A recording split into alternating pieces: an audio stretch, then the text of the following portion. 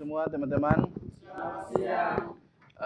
Siang ini kita bertemu di hari yang cerah. Kita bertemu di sini untuk saya menyampaikan beberapa praktik baik berkaitan dengan program CGP yang pembelajarannya melalui modul 1.4.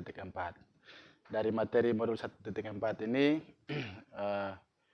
kami diarahkan untuk melakukan aksi nyata melalui menu demonstrasi konseptual.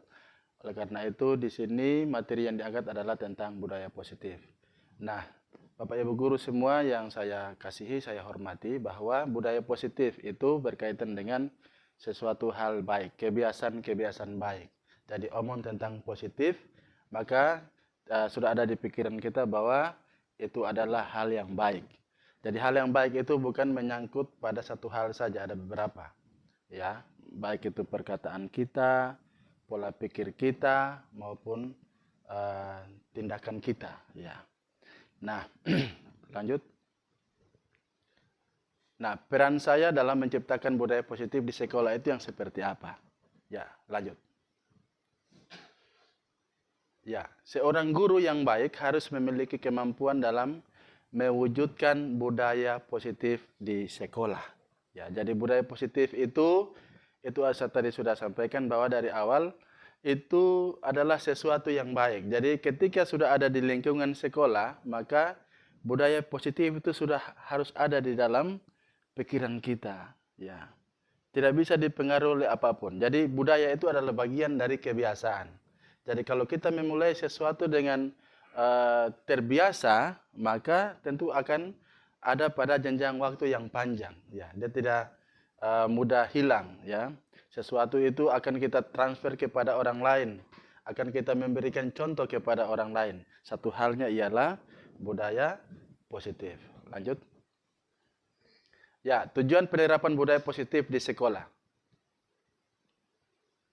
Ya, next. Ya, cara penerapan disiplin yang mengajarkan anak bertanggung jawab dan menumbuhkan kesadaran diri berdasarkan nilai-nilai kebajikan. Ya.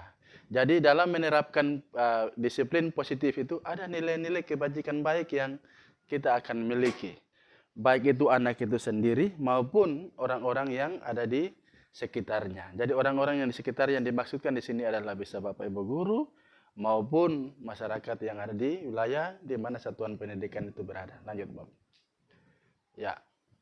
Kemudian disiplin positif ini lebih ke arah disiplin diri yang dapat mengontrol diri dalam melakukan segala tindakan.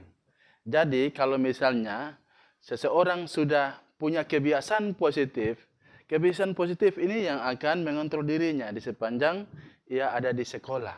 Jadi mau pikiran negatif apapun yang muncul atau ada suasana yang tidak baik yang muncul, positif menguasainya. Positif mengambil kontrol di dalam dirinya. Sehingga selalu tercipta suasana baik di dalam tindakan dan seterusnya. Lanjut Bapak.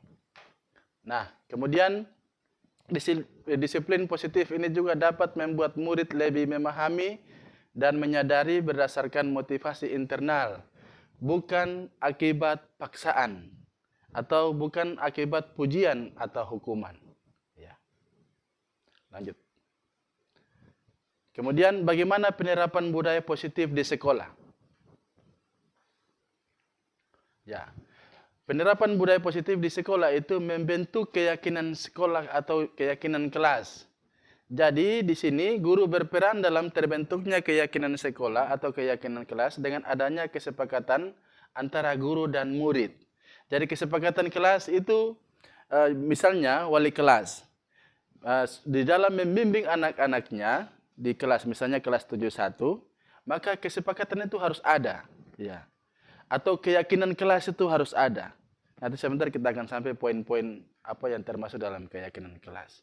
Kemudian keyakinan sekolah atau keyakinan kelas berupa pernyataan universal yang mudah diingat, dipahami dan harus diterapkan dalam lingkungan sekolah.